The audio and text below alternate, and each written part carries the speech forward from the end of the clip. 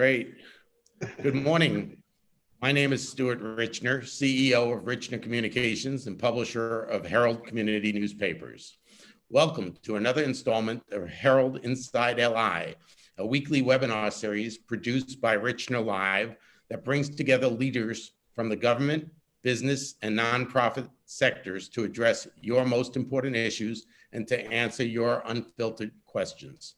This morning, we are honored to be joined by four distinguished elected officials who are shaping the future of Nassau County and Long Island. U.S. Congressman Thomas Suozzi, New York State Assemblyman David McDonough, New York State Assemblywoman Michaelle Solages, and Nassau County Executive Laura Curran. Thank you all for taking the time out of your busy schedules to be here today. Of course, with all that is going on in the world, there is certainly no shortage of issues to discuss this morning, from the continuing COVID-19 crisis and partisan gridlock, to economic turmoil and civic unrest, to budget shortfalls and evolving municipal services. I am sure that it will be a lively and informative discussion this morning. Leading the discussion will be Herald Inside LI host Skye Ostreicher.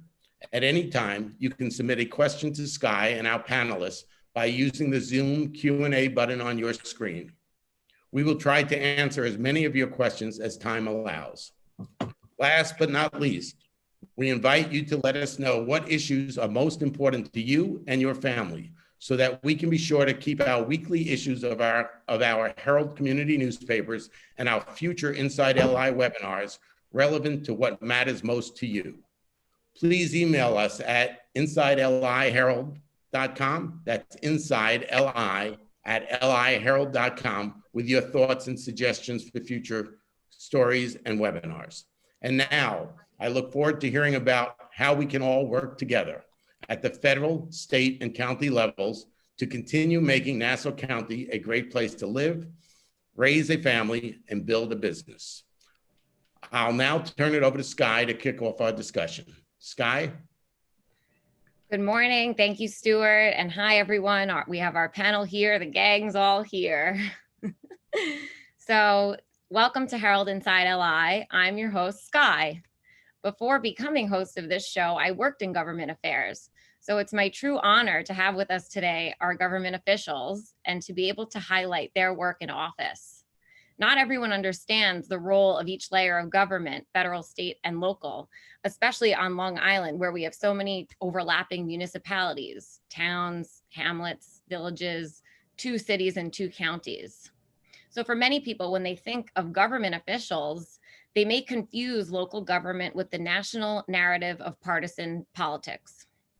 My role here today is to put that narrative aside in order to distill the message of our panelists as they answer the following key questions. What are you doing in your government capacity to aid your constituents? What resources have you been able to secure for the community? How has your role adapted during the pandemic? And what can we expect as next steps in Nassau County? Herald Inside LI is a weekly webinar series of real, candid conversations amongst a panel of experts in a specific industry. Today, it's government.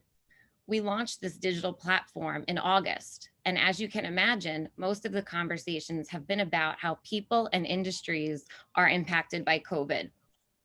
We've covered topics such as what K-12 back to school looks like, to what life on our local college campuses looks like, to the crazy residential real estate market, and challenges for first-time home buyers looking to move to Long Island.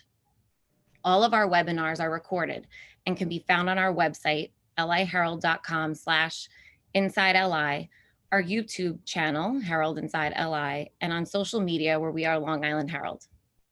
Now it is my pleasure to introduce you to our panelists. Tom Suozzi, U.S. Congressman and former Nassau County Executive and former Mayor of Glen Cove.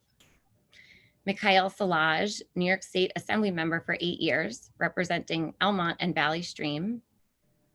Dave McDonough, New York State Assembly Member for 18 years, representing Merrick and Belmore. And Laura Curran, Nassau County Executive and former Nassau County Legislator and former school board member in her hometown of Baldwin. Thanks so much to each of you for taking the time to be part of this event and to our audience for taking the time out of your day. We have a lot to discuss on our panel here together, so I want to encourage our panelists to please engage with each other and share ideas directly as if we're all seated together at a table at the Carl Place Diner. I'd like to start. I wish we could all be there. I'd like to start off with Nassau County Executive Laura Curran, who oversees the county's only public safety net hospital and one of the largest police departments in the nation. You have been and remain on the front line of the pandemic in many ways. Can you give us an update from the county perspective? What are the latest concerns and initiatives?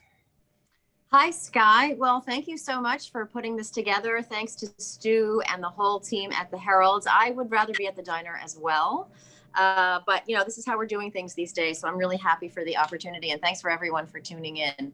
So I was interested, Sky, when your introduction, when you talk about all of these different levels of government and what it is that they do. And most normal people don't really spend a lot of time thinking about it. It's kind of confusing. So just to give people a sense of what it is that the county does, one thing that we do that's very important is we interact with officials on other levels of government. So I was with Michaelle C, the assemblywoman who's on, at a food distribution with Long Island Cares during the height of the pandemic. I've been talking to Tom Suozzi all the time about, what kind of money's coming from Washington and strategizing on that. And of course, working with Assemblyman McDonough on really important local issues, such as the uptick in domestic violence that we saw at the beginning of the pandemic. So a lot of time working with the other levels of government to make sure that we're delivering for all of our constituents, for everyone who put us in these positions. So when you talk about what it is that the county does in, say, a pandemic, we are the entity that really is on the front lines. We're the ones with the health department that does the contact tracing and isolation, working with our school districts, helping them interpret the state guidance and all of that. We're the ones with the ambulances and the medics who were really taxed almost to the max during the surge and handled it really, really well. This sounds grim, but we're also the one with the medical examiners, with the morgue. And I remember, in April being on a conference call talking about, we're going to have to lease some refrigerated trucks to increase capacity during the surge. That was just a reality of what it is that the county had to do. We've got the county jail. So of course we had to make accommodations for that. We've got the police department, public safety. So we were working on all cylinders. At the same time, we've got Department of Social Services, dealing with, for instance, a threefold increase in the amount of food stamp applications from one year to the next. April of 19, as opposed to April of 2020, we saw a three times jump in the number of people who were applying for food stamps, making sure that we were getting mental health services to people when there was a lot of despair.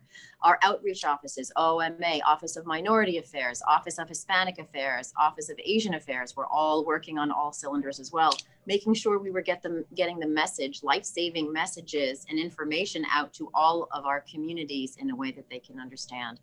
So I have to say, I don't want to take too long, but I just want to say, we've been holding pretty steady at 1%, 1.5% in there. So, which is great in our positivity rate. We're testing between, 7 and 10,000 people every day. And we're finding about 1 to 1.5% are testing positive. And we want to do everything we can to keep it that way. We see what's happening in Europe. We see what's happening in our neighboring states and other states across the country. We cannot go backwards. We cannot, the thought of shutting down schools again, shutting down businesses again, we have made too much progress to go back. So we did see a cluster starting to happen in the 5 towns. We worked with the community down there, with the Orthodox Jewish community and the other community as well, making sure that we got rapid testing down there. And actually, Legislator Solages was a big advocate for getting testing in the 5 towns community center, and we're also doing it at the Girl JCC. So everyone feels comfortable to get a rapid test so that we can nip this cluster in the bud. And we're already seeing some good results there. 5 towns was about 6 or 7 times the county average a couple of weeks ago. Now it's at 3 or 4 times the county average. So it's going in the right direction, and it's very important that we keep it going. So thank you for the opportunity, and I'm going to kick it back over to you, Sky. Thank you. And I'm happy that you broke it down with the different layers of government, because it's true. Not everyone understands how it all works under the county. And you mentioned working with your partners at the state level and at the federal level. So I'd love to hear more on that. And Assemblywoman Solage, if you could talk about how you work with county government as a state legislator to make some of these things happen. And definitely, I want to first thank the Herald for everything that they do. I mean, Herald's one of the best papers to open up during the day. It's all great local community news. And so, I appreciate everything that you do. And really everyone on this Zoom call, I'm just excited to be able to work with them. And they really have given me guidance in my career, earlier in my career. So I appreciate that. Mr. McDonough can attest that in Albany, there's 213 legislators, and it's almost like a family up there. We work together, whatever your registration is, we're all working together to ensure that New Yorkers are well represented. So when the pandemic hit, we reacted immediately by giving the Governor Cuomo superpowers so that he can enact laws, because we knew that we would be able to catch up with all that needs to be done to ensure that New Yorkers are safe. And so as an assembly member, we are boots on the ground, and we communicate literally almost every day with the executive office with any issues or concerns that need to happen. So if Executive Laura Curran needs support in an initiative or issue, I'm on the phone with the executives team to ensure that they hear from the legislators what's going on, what is needed. And we especially know that COVID-19 has impacted Black and Brown communities for many reasons. First, we have a lot of pre-existing conditions like diabetes and hypertension, which affects COVID, which is exacerbated by COVID-19. Second, a lot of Black and Brown people are essential workers. They're nurses, they're doctors and medical professionals, they're bus drivers. And so they were out there during the pandemic, and we thank them. Let's pause and thank them for all the work that they've done. But we were on the front lines ensuring that New York still runs. With all that, we had to ensure that these communities get adequate health care. And so I know as an assembly member, we were ensuring that there was enough testing in the local areas. And I thank the Department of Health, Nassau County Department of Health, because they were really on the ground helping us ensure that there was enough testing kits out there, especially in our local federally qualified health centers. We have great federally qualified health centers across Nassau County, and many of them were a lifeline. I know people were walking into many urgent healthcare centers and weren't able to get testing. So working with Nassau County to ensure that services are provided was really essential. In addition, we had a lot of food insecurity. We all know with the shutdowns, businesses shut down, they furloughed or laid off many employees. Many of those employees could not contact unemployment due to just the rush of the amount of applications. The system basically fell and broke. And so while that system was working, I was working with many legislators, many entities, food banks, nonprofits, pantries, to ensure that we were getting food to people in need. And so Long Island Cares, Island Harvest were really a lifeline in doing so. So really, I just really thank everyone for just being together, united to ensure that people's voices were heard. I know that as all of us elected officials, we were working double time, putting life and limb out there to ensure that services were met and people were taken care of. Right. You are all working double time. You and your staff all didn't stop. And I want to go to Tom now to talk about federal. We're working our way from local, state, and federal, and then we'll hear from Assemblyman McDonough as well at the state level. But Tom, with all this happening on the ground in your community with your constituents in Nassau County at the state, then how does your role play into this from the federal level? So we're all doing so much right now, and I just want to thank all my colleagues that are on here today. They're all doing such a fantastic job. Everybody's been pulling together. I want to give special credit to County Executive Curran for the great job that she's done. I mean, the county has been hit so hard when compared to all the other local governments, like the state government, because they've lost so much money in sales tax revenue. And as a result, the county is one of the hardest hit municipalities of any of them, Nassau County, Suffolk County, and then the state of New York. The state of New York has been decimated by a loss of sales tax revenue, and that's going to affect school aid. Unless the federal government steps up and gets money to the state and local governments, not just the county and the state, but also the towns and villages, we're going to see layoffs of teachers and cops, and it's really going to be devastating. So we need to really fight this partisanship that's going on in Washington, D.C. right now. I want to thank the Herald for pulling us together. I've known Sky for a long time. She's such a great talent. We're so lucky to have her doing this. And Stuart, thank you. I don't know if you're just listening or you took your face off of here, but the Herald is a great paper. As Michaelle said, it's so well done. And I'm so happy that we've got it in my local community as well as throughout my district. So I'm the co-chair, I'm the vice chair of a group called the Problem Solvers Caucus. It's 25 Democrats and 25 Republicans that we talk every week, several times a week, a lot of Zoom calls these days. And we try and find common ground as to how to solve the problems that we face. And the big fight that we're having right now is what's called the HEROES Act, to try and deliver money, not only for stimulus checks, not only for improved unemployment insurance, not only for PPP programs for small businesses, not only for testing and tracing and isolation on a national program nationwide, but most important from my perspective is to deliver $500 billion in state and local aid. Half of it's going to red states, half of it's going to blue states. That's the whole myth about, it's a blue state bailout. That's really gets me really aggravated whenever I hear Mitch McConnell say that, because every year New York State sends more money to the federal government than we get back, more than any other state in the United States of America. And the state of Kentucky every year takes more money from the federal government than that is put in. That's the state that Mitch McConnell is from. So it's really the height of hypocrisy whenever he talks about this blue state bailout idea. Anyway, so earlier in the year, Democrats and Republicans all worked together.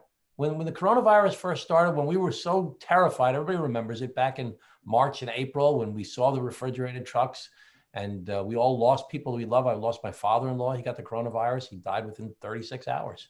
And that's happened to hundreds of thousands of families in the United States, as we know that.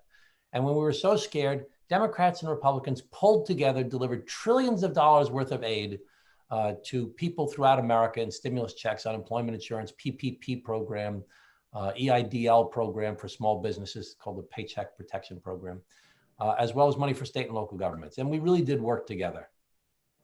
Since that time, we've seen that completely break down. And the Democrats passed a big bill for $3.5 trillion out of the House. And the Senate said, well, we're going to wait and see what happens. So we waited 5 months. And finally, we got the Problem Solvers Caucus, the group that I'm part of, proposed a compromise bill for about $1.5 trillion and said, listen, we've got 25 Republicans who've agreed we need $500 billion for state and local governments. And we've got 25 Democrats who agree we need to do reform for liability. So we got everybody to agree. And we said, let's start working together. And people started negotiating. And right now we're at the tail end, hopefully, of Speaker Nancy Pelosi and the White House through Secretary Mnuchin, because the president will not talk to Nancy Pelosi, unfortunately. So it's through the Secretary of the Treasury and Speaker Pelosi trying to come to common ground. The Democrats are at $2.2 trillion. The Republicans are, the White House is at $1.8 trillion. Mitch McConnell is still saying we don't want to do anything, but we think that the president can force him to come along and hopefully we'll get a deal done. But if we don't get the deal done, too many people will suffer. This is not a game. This is not about politics. This is not about the election on November 3rd. There are people that are unemployed that can't pay their insurance. They can't pay their bills, can't pay their everyday utility bills, their rent, their food bills. There are businesses that, the recovery has been so uneven. Grocery stores are doing great. Airlines are decimated. Online retail, fantastic. Mom and pop shops in trouble. Restaurants that have outdoor dining and takeout services doing great. Restaurants without outdoor dining and poor takeout services are dead. Catering halls are out of business. 90% of live entertainment venues in America, 90% will go out of business unless we come up with some sort of bailout package. Mm-hmm. So this is not a game. This is serious business. We need Democrats and Republicans to pull together, as we see happening with my colleagues here on this Zoom call, as we see happening in states and cities throughout America. We need the federal government to wake up and do the same thing. So I'm pushing for that every day.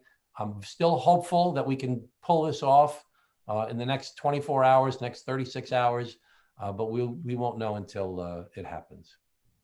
Thank you, Tom. You touched on a lot of things, but what I want to focus on, what you mentioned, the mom and pop businesses and the PPP loans for these workers. And I know that that comes from the federal level, from the state level, and from the county level to help these businesses. And Assemblyman McDonough, what have you been working on and seeing when it comes to helping small businesses from the state perspective?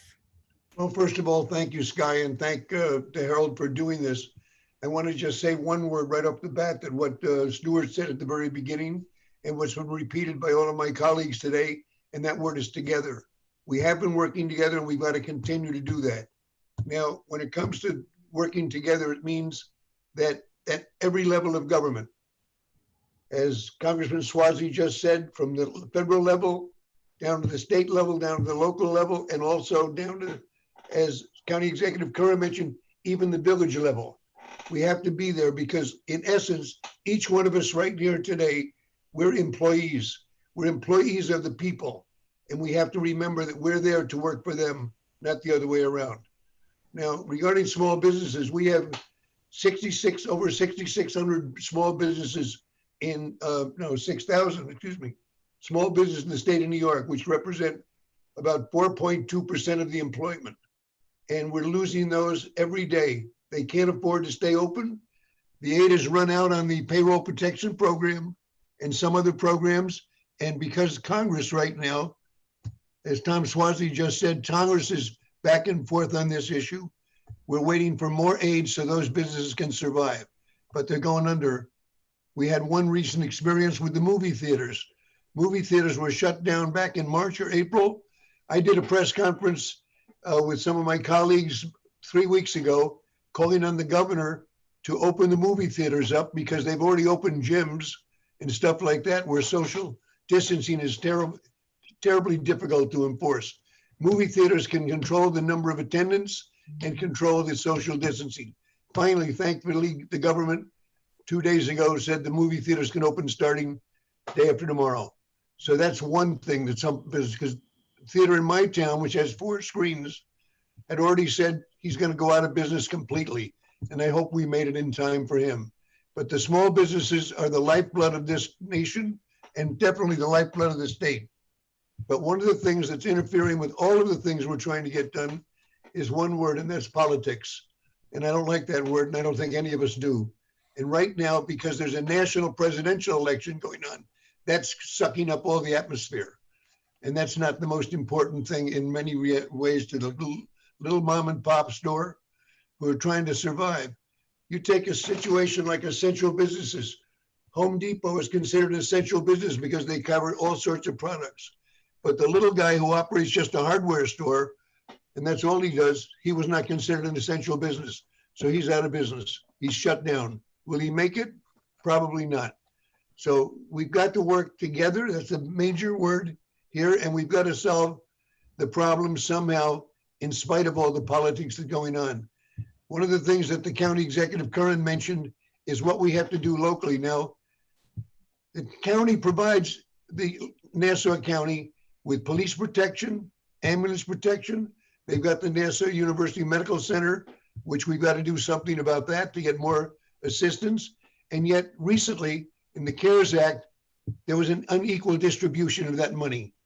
And the town did a lot better than the county. If you'll read even today in Newsday, County Executive Curran's comments about the fact that there should be more of an equal share. And I agree with that because let's face it, when you have an emergency, you don't call up the town of Hampstead, you call Nassau County 911 and you get Nassau County cops and you get all other services through Nassau County. The major NUMC is the county hospital of, I guess, first and last resort, and they're suffering. So we need more help there. The county has to get a fair share of everything because of the fact they provide the services to everybody throughout the whole county. And that means they work with the towns, they work with the little municipalities, the villages, and all the unincorporated things. Representative Suozzi, who has that experience from being county executive for a couple of terms, and now in Congress understands, and he just said it, the necessary thing is to work together. We must work together and bury the politics because that's what's stopping all of our progress right now. We have a couple of problems in Nassau County and probably all over Long Island, and one of them is domestic violence. That has grown tremendously, especially since the pandemic. People out of work, tensions grow, and families have problems. But there is a Nassau County Executive Task Force on domestic violence, of which I'm a member of that. And those phones ring day and night from people suffering from that. And yet the county task force arranges for safety for the abuser, the abused, and also the police are dealing with that situation with the abuser too.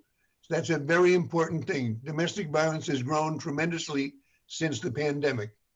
Couple other things, the breakdown of communications between our agencies, I think we've solved that. I know when listening to my colleagues here today, we're ready to solve it. In the state and the state assembly, we work together. Well, most people will say, well, there's the majority and there's the minority. That's true. But if you look at the history of the bills that go through, and we pass thousands of bills every year, thousands. 90% of those bills go through without any opposition, because they're good bills.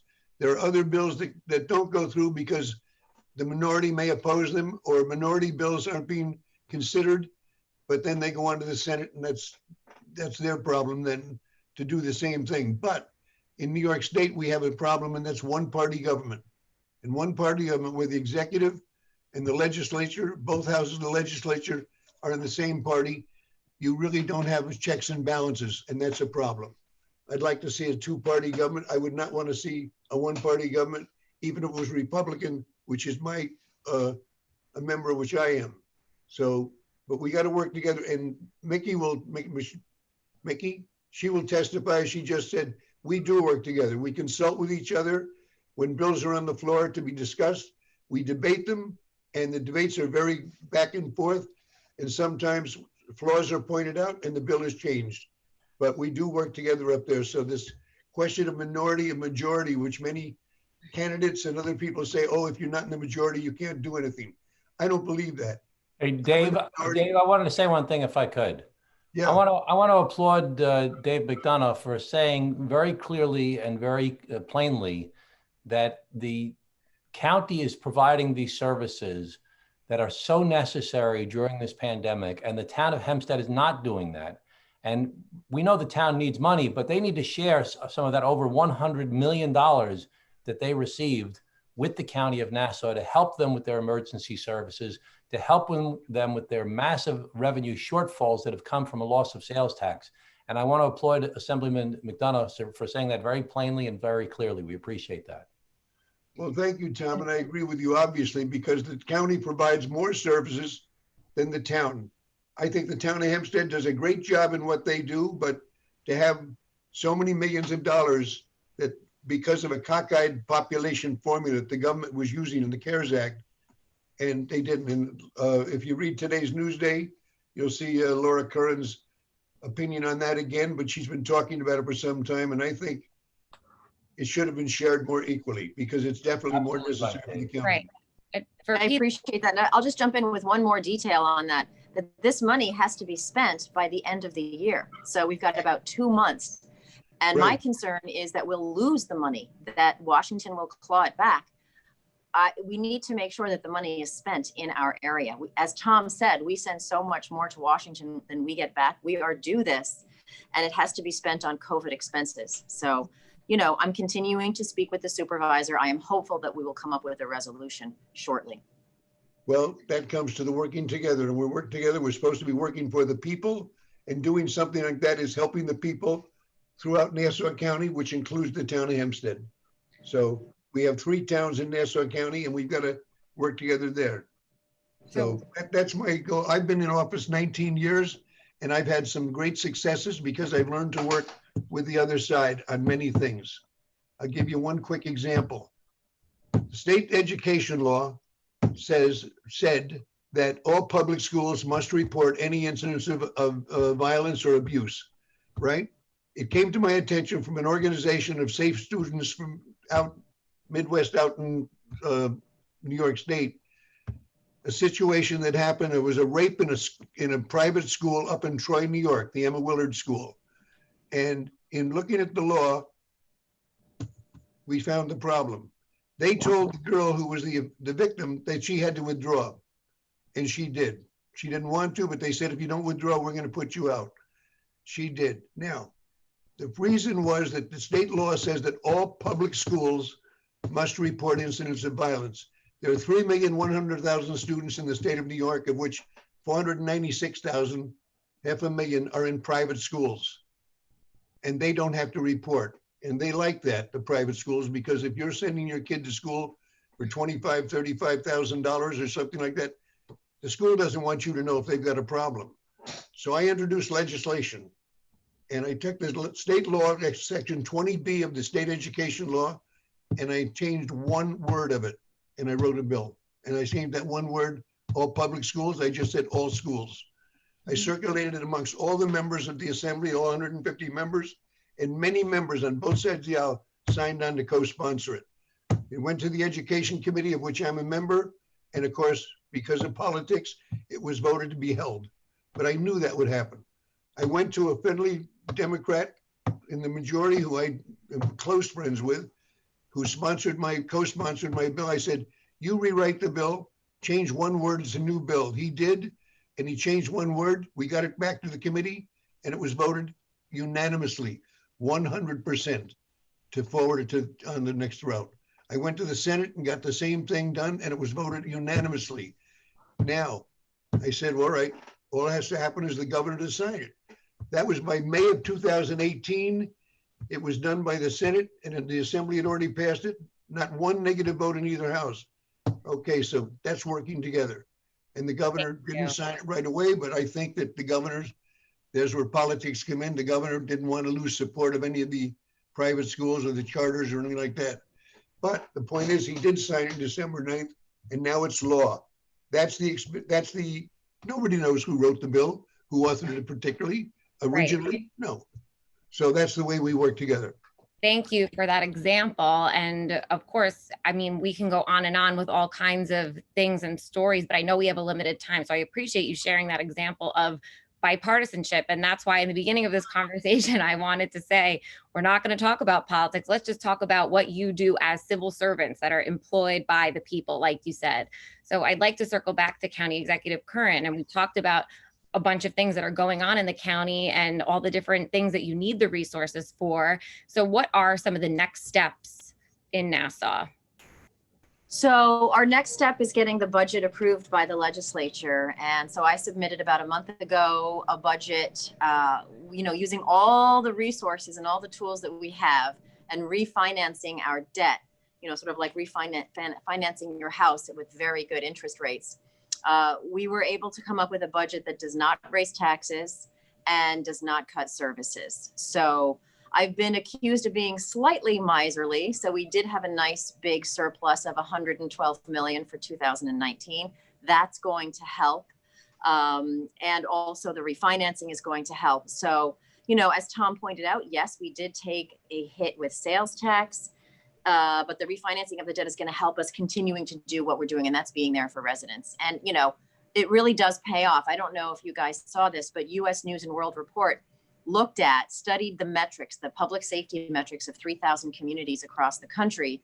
And they found that Nassau County was #1 in terms of public safety. So nobody beat us. We want to make sure that we're there, that every community feels that they're in the safest community. We want to make sure that we have the resources for our first responders and for our social services so that we can continue keeping people safe, keeping people healthy. This virus, we're not sure what it has in store for us as the cold weather comes. We want to make sure that our health department is as robust as possible. In fact, we added some folks to the health department despite budget constraints because it's so important. We want to make sure that we have enough medics and enough ambulances and that we're there to help our residents. Now, just one more thing. I don't like to boast, but I will just say one thing. Nassau County was #1 in terms of census responses. So we knew that the deadline changed and maybe there was going to be a citizenship question and on and on. It was really tough, but we did a full court press to make sure that we got everyone counted, as many people as possible. And the fact that we were #1 in 62 counties, and we're considered a very hard to count county, made me incredibly proud. So if you put the boots on the ground and you lay the groundwork, you can actually get things done. And that, when people are very annoyed with government and disenchanted, when you can actually get something like that done, it does feel very, very good. Yep, and I'm wearing orange for Nassau County Pride here. I love it. The That's safest great. county and the most responses to the census. Great. Tom, what do you, Congressman Suozzi, excuse me, what do you think of that record that County Executive Curran is talking about, you know, since you were a county executive at one time? You know, I really want to applaud the county executive, especially on this budget issue, the way that she figured out how to reduce expenses, how to refinance the debt, and how to get through what is probably the most difficult financial crisis the county has faced since the 2008 recession. And I faced that, and it was very, very tough.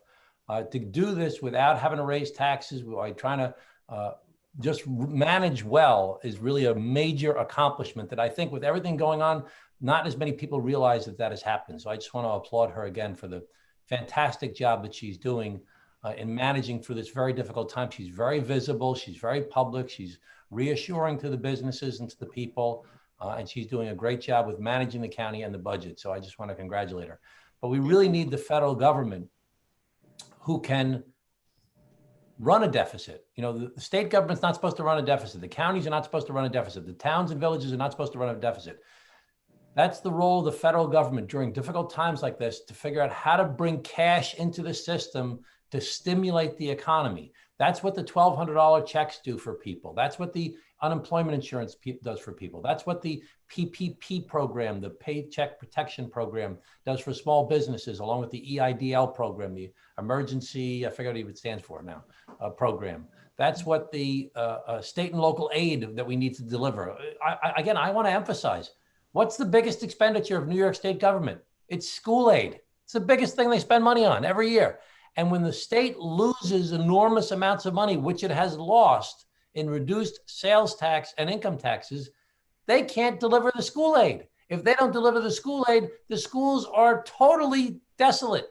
We will be in so much trouble if we do not get this federal money for the state government to deliver the school aid.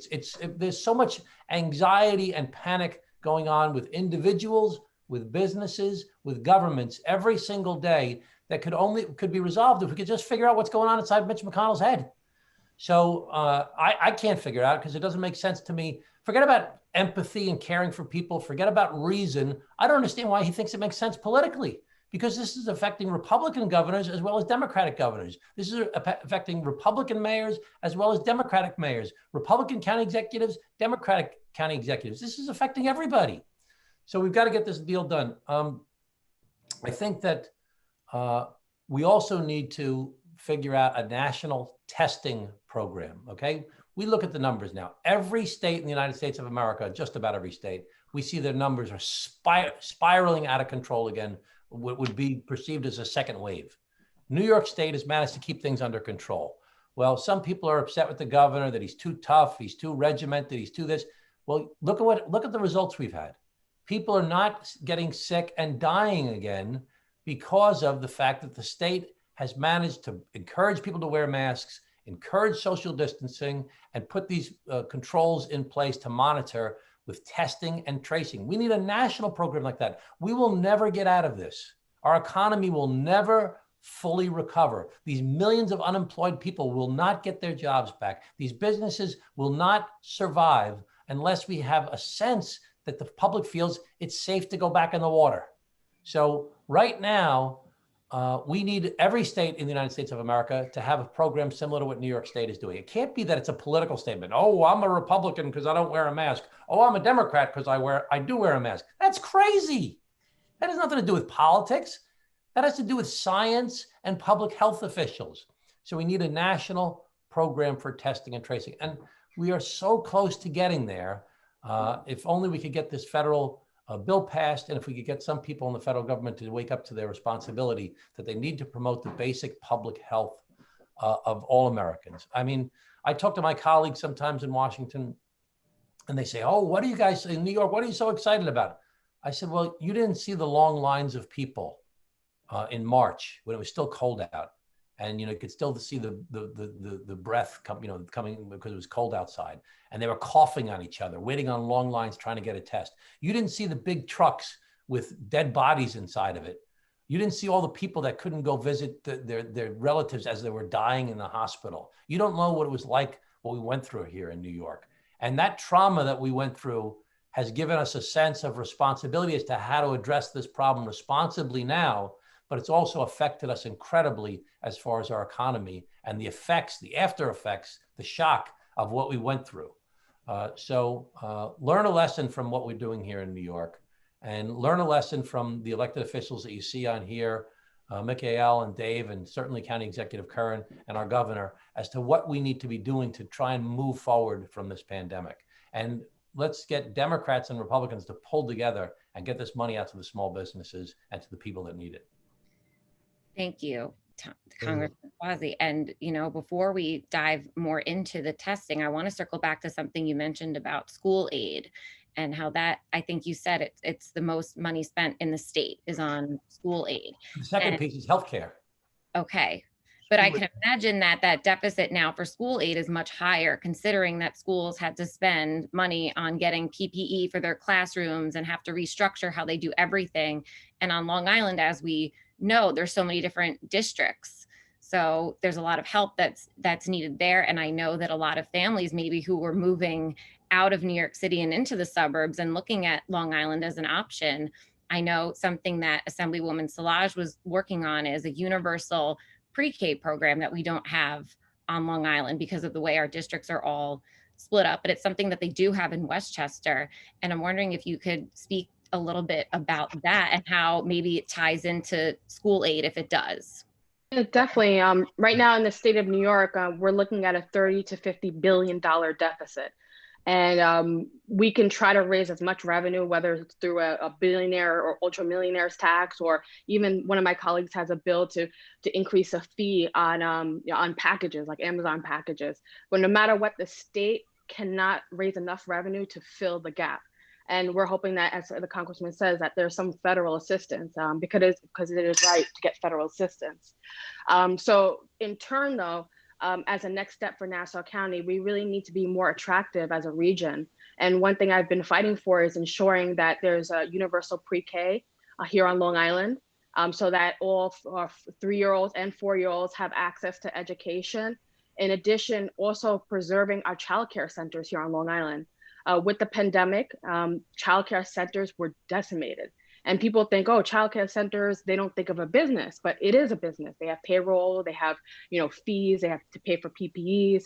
And what's happened is that in the state of New York, about 35% of the childcare centers have closed, a significant number on Long Island. So as a next step in Nassau County, we need to ensure that we're attracting young families. And the only way that we can do that is to ensure that we have these programs. Long Island has the fewest amount of pre-K slots in the state. And we're right next to New York City that has almost 100% capacity for all 4-year-olds. And they're also going to 3-year-olds. And so, in order for us to be attractive as a region, we need to ensure that we're looking at that issue. And no matter what, right now, in order for us to get childcare slots, it's like the Hunger Games. The school districts have to apply for grants, and they may get it, they may not get it. And some school districts just can't compete. And so, especially in areas that have mixed wealth. So there's some areas like the 22nd Assembly District where, some school districts have the extremes. They have extreme, rich families, and then they have, a lot of poor families. But putting those numbers together, you don't see the poverty. And so those families don't have access, the families of low wealth don't have access to those slots. So at the end of the day, the next step for Nassau County and Long Island, even though we do have a budget deficit, we need to ensure that we're taking care of our youngest, our littlest New Yorkers. And we can't forget that in the conversation, especially now that we have essential workers who are still working. We have school districts that are closing. I know that one of my school districts actually had to close a school. And so many parents needed additional childcare because they had to go to work. So we need to be laser focused on this issue. And we've been asking the federal government for $50 billion nationwide for childcare. And I know that the congressman has been supportive of that. And we're looking to make sure that a lot of that money comes to New York State because childcare is a big issue here. Guy, let me just point out that issue of childcare is so important because a lot of families, the parents can't go to work, or one of the parents can't go to work because they have to stay home and take care of their kids because their kids are going to school remotely and the schools have closed down. This is a major issue affecting employment throughout the nation. It's one of the big sticking points between the Democrats and the Republicans in the national legislation. I also want to point out, the need for childcare, the need for pre-K is so important in our nation as a whole.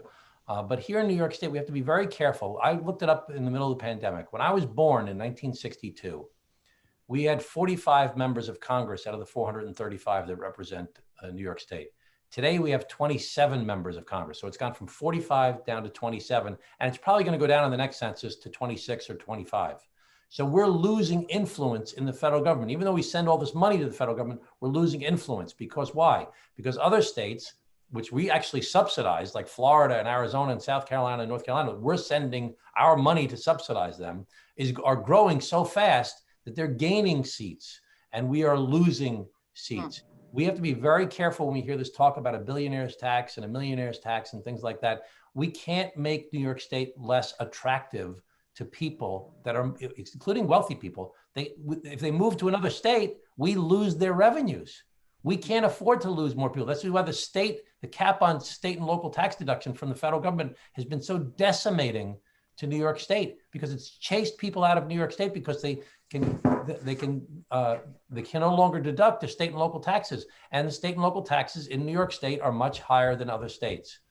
So we can't continue to increase it, making it less attractive, including for wealthy people to live here, because if they don't live here, we don't get their revenues anymore. So we have to figure out how to solve the problems we face without making our state less competitive with other states in the process. I'm all for getting more money from billionaires and millionaires, but it should be done at the federal level. So no matter where you go in the country, we get the money, but then we want that money that comes from our state to come back to our state in the process. If we just raise the taxes in New York, but they don't raise them in Florida, well, then people are moving from New York down to Florida, and we don't want that to happen. So we have to fight against that. Tom, I agree with you 100%. I think New York needs to be business friendly. There's not a day that goes by that I don't speak to someone who's either leaving or they know some rich folks who are leaving, taking all of their tax dollars with them. And we're trying really hard in Nassau County to be business friendly, whether it's working with the IDA, trying to help advocate for businesses to reopen and that sort of thing, because and we're seeing some benefits from that, with what's going on in New York City. There's bidding wars on every house that goes up for sale. People are taking above the asking price, which is great for us short term, but long term, we need New York City and the state as a whole to succeed. We are a suburb. As great as we are in Nassau County, we are a suburb of New York City, and our fate is very much hitched to theirs. So a business-friendly attitude, I think, would go a long way towards helping all of us. New York City's in big, big trouble. A lot of people have moved out of New York City. They went out to the East End, or they went to Westchester, or they went to Connecticut, or they went to New Jersey. They came to Nassau County to escape the city during the coronavirus. And they said, oh, if I stay out of New York City for more than 6 months, I don't have to pay my New York City income taxes. So they stayed out. New York City is going to get hit with a double punch, losing its sales taxes, its regular income taxes just because of the pandemic. Then they're going to lose more money because of the state and local tax deduction cap. Then they're going to lose more money based upon people who've moved out to avoid the tax altogether because they found out they could live and work remotely. New York City's in a lot of trouble, and we need to recognize we have to make our city and our state more competitive again. We have to figure out how to increase our population proportional to the rest of the country, and upstate is the way to do it, because upstate is the worst economy. North of Putnam and Rockland County, it'd be one of the poorest states in America. We have to figure out how to increase our population proportional to the rest of the country so we can have influence in the federal government. Otherwise, they're going to keep on punching us in the gut every chance they can to hurt New York because they're getting our money, but they're not giving us the influence. Go ahead. Senator, go ahead. I just wanted to say, Tom, as you probably know, and all of you know, that for the last several years, New York State has had the highest outward migration of any state in the union. And when you say there's 18 or 19 million people in the state of New York, that's not necessarily true. It depends on who you're counting. But the people are leaving. The SALT tax, state and local taxes, is another driver that's sending people out. They're going to Texas, they're going to Florida, they're going to the Carolinas, all the low-cost states with a lower cost of living and no taxes to speak of, depending on us. So we've got to do that. And also in the school that Mickey talked about, we got 120 school districts on Long Island, 120 separate school districts. We tried some consolidation of some districts, even that was opposed because everybody wants that local control, but they don't all get together. And that's a big problem in pre-K, all of that. So we got to work on that to get a better school system, because there are going to be people coming from New York City, moving into Nassau and Suffolk. You can tell that our house prices have gone up tremendously, and they're going to be going into schools there. And we've got to be able to offer them the services that they deserve, that they get otherwise other places.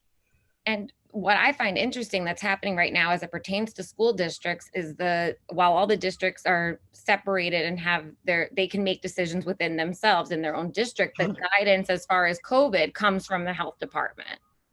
And that guidance now, County Executive Curran, they're going to be expanding the number of kids that can go to school.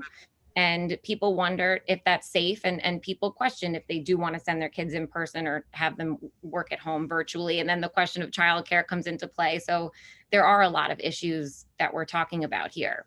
Well, questions about the healthcare in Nassau County in schools, what to do and to get advice, they can speak to the Nassau County Commissioner of Health, Dr. Larry Eisenstein, who I've worked with in the past, and he'll give them the guidance of perhaps what they're looking for and what they should do. But it is a difficult. So while it's the state health department that sets the guidelines and the protocols, and they've sent hundreds of pages to the school districts what to do, our health department at the county, we're there to help them interpret it and answer any of their questions. And Dr. Zucker, who is the state health commissioner, a physician, I've met with him several occasions, but we're not getting all the information. And that's a whole political issue about the nursing home crisis and all of that. That's to come. That's another issue. We just have a few minutes left together, so I want to make sure we get to some additional questions here. Susan asked, what resources are available to nonprofits in Nassau County to serve more people in need? Now, is that a county question, a state question? Where would this funding come from? So one thing that we have are working with the state, actually, are loans through the IDA. So and they're actually helping nonprofits as well. So there is still some money available for small businesses and nonprofits. You go to boostnassau.net to get all of the information about that. And the PPP program is available for not-for-profits as well. We just need to get it up and funded again by the federal government. Right. And the one I'm talking about is if you're passed over for PPP and you're a small business, this is something that could work for you. So there's different relief options available. Right. And we've also been doing PPE giveaways as well, working with the IDA for small businesses and nonprofits. And the trick is what we said at the beginning, and everybody has agreed with it. We've got to learn more to work together, regardless of politics, regardless of all the outside influence we're having.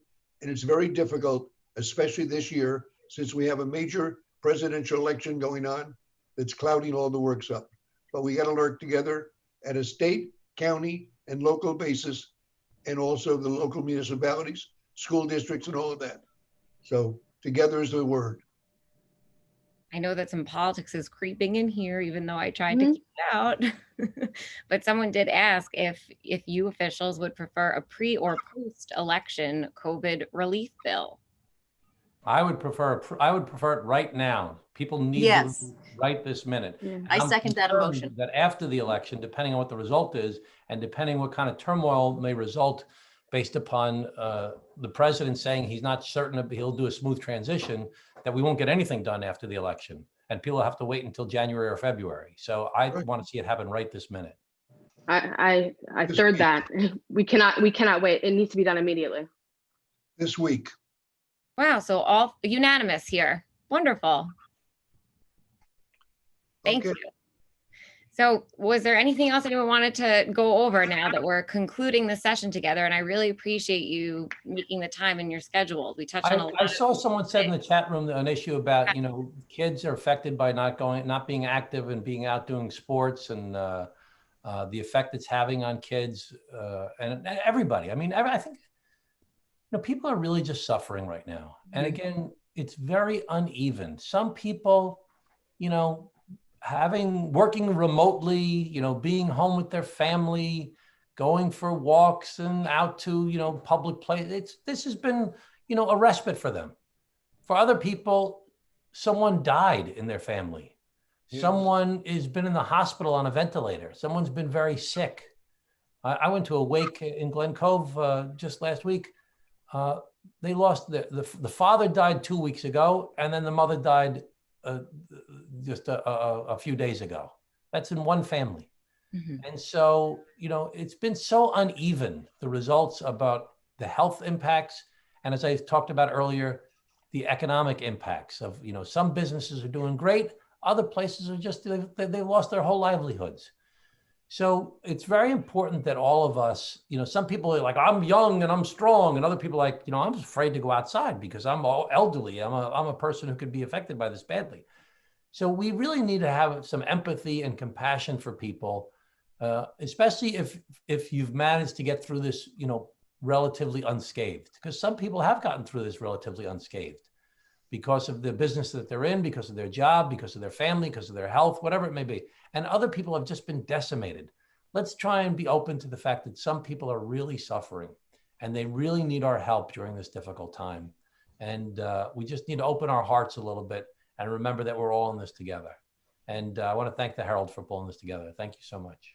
Thank you. And thank you to everyone. Thank you to our panelists, our elected officials, to everyone listening. And we touched on mental health just now a little bit. I do want to say that we're going to be doing a panel on November 10th with Senator Todd Kaminsky and representatives from Northwell Health to talk about the partnership in Rockville Center and in surrounding school districts to provide mental health counseling to students and that topic of conversation. And we're also doing a panel next week on commercial real estate and talking about big development projects on Long Island. So thank you to everyone. Thank you for your time. Thank you. Thank you on behalf of the Herald.